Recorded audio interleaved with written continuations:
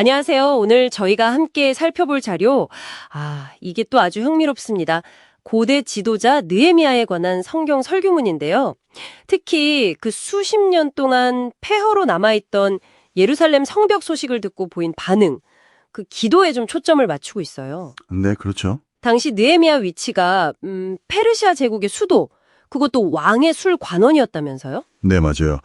그냥 술 따르는 역할이 아니라 왕의 최측근, 뭐랄까, 신임을 받는 자리였죠. 그러니까요. 상당히 안정적이고 편안했을 텐데, 아니, 왜 1500km나 떨어진 그 조상들 땅 소식에 그렇게까지 슬퍼했을까요? 눈물까지 흘리면서요? 바로 그게 오늘 저희 미션입니다. 느헤미야의 그 눈물, 그리고 그 기도가 도대체 어떻게 한 민족을 다시 일으키는 그런 거대한 역사의 시작점이 됐을까? 그 기도의 힘이 뭔지, 그 구조랑 내용을 좀 깊이 파헤쳐 보려고 합니다. 자료를 보니까 느헤미야의 슬픔이 그냥 개인적인 감정은 아니더라고요. 네, 아니죠. 그 영광스러웠던 도시가 무너지고 거기 살던 자기 동족들이 고통받는 것에 대한 깊은 공감. 여기서 되게 흥미로운 분석이 이런 타인의 고통에 대한 공감이 비전의 시작점이 될 수 있다는 거였어요. 맞습니다. 그 고통받는 사람들의 필요를 그냥 보고 넘기는 게 아니라 저걸 내가 어떻게든 해야겠다. 이런 열망으로 이어지고 그게 바로 기도로 표출된 거죠. 근데 이 기도가 그냥 갑자기 터져나온 감정은 아니었다는 점. 이게 중요해요. 자료에서도 강조하는데 오랫동안 정말 밤낮으로 동족을 위해 기도해온 과정의 일부였다는 거예요. 꾸준히 기도해왔군요. 네.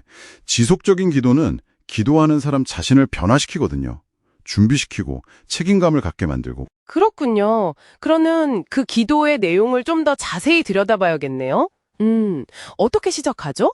기도는 먼저 하나님이 어떤 분이신가 이걸 선포하는 걸로 시작해요.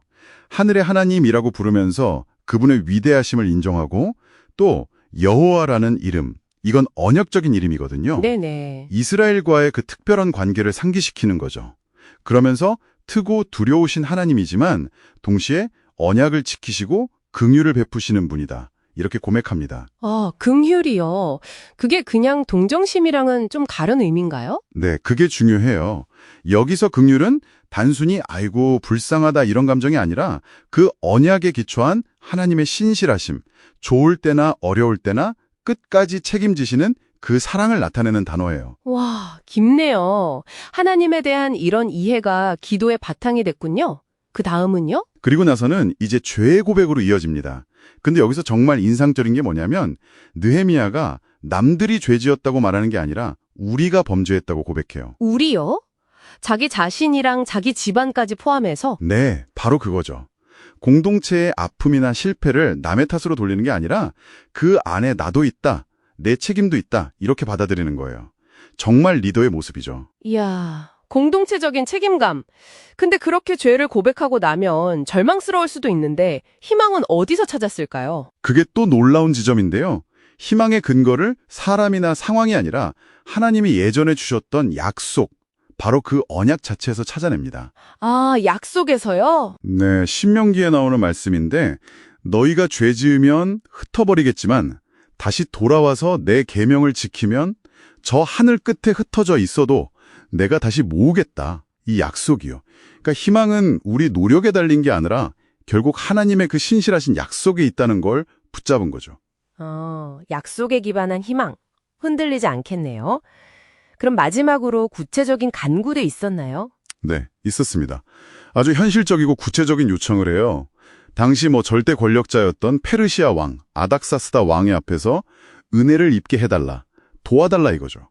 왕에게 직접 나아가겠다. 그렇죠. 근데 여기서 더 놀라운 건 그 강력한 왕을 그냥 이 사람이라고 불러요. 네? 왕을요? 이 사람? 네, 이 사람. 이게 뭘 의미하겠어요? 아무리 대단한 왕이라도 역사를 움직이시는 하나님 앞에서는 그냥 한 명의 인간일 뿐이다. 이런 엄청난 신앙 고백인 거죠. 당시로서는 정말 대담한 표현이었을 겁니다. 와, 대단하네요. 그러니까 우리가 얻을 수 있는 핵심 통찰은 이런 거예요. 느헤미야의 기도는 그냥 막연하게 잘되게 해주세요가 아니었다는 거. 하나님이 어떤 분이신지, 그분의 약속이 뭔지에 대한 깊은 이해가 먼저 있었고 거기에 더해서 자기가 뭘 해야 하는지, 그 책임감, 왕에게 나아가야 한다는 구체적인 행동 계획까지 포함된 아주 입체적인 기도였다는 거죠. 그렇다면 이 모든 느헤미야의 이야기가 지금 이걸 듣고 계신 당신에게는 어떤 의미로 다가올까요? 기도가 단순히 소원을 비는 걸 넘어서 우리 자신을 먼저 준비시키고 또 책임감을 느끼게 하고 결국에는 용기를 내서 행동하게 만드는 어떤 동력이 될 수 있다는 것 같아요. 맞아요. 그리고 우리의 희망이라는 게 내 감정이나 잠깐의 열심, 이런 데 두는 게 아니라 변치 않는 그 약속 위에 세울 때 얼마나 단단해질 수 있는가. 이것도 생각해 보게 하죠. 네. 그리고 자료 마지막 부분에서는 느헤미야의 이런 자기 희생적인 모습을 예수 그리스도랑 연결시키기도 하는데요. 가장 영광스러운 자리에 계셨지만 그걸 버리고 고통받는 우리에게 오신 예수님의 모습과 느헤미야가 겹쳐 보인다는 거죠.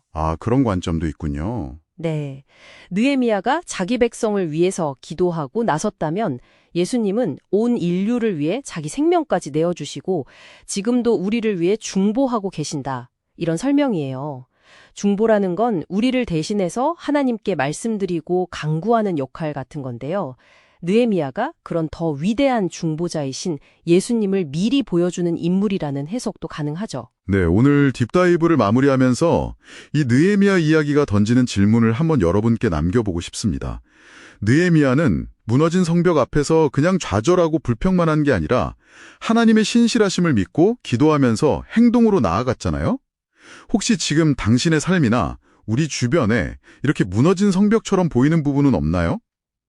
그런 문제 앞에서 혹시 낙담만 하고 있지는 않으신지, 아니면 느헤미야처럼 그 문제 앞에서 먼저 하나님의 약속을 붙들고 기도의 자리로 나아가고 또 내가 할 수 있는 책임 있는 행동을 시작해볼 용기를 얻을 수 있을까요? 이것이 오늘 우리가 함께 탐구한 느헤미야 이야기의 어쩌면 가장 중요한 도전이 아닐까, 그런 생각을 해봅니다.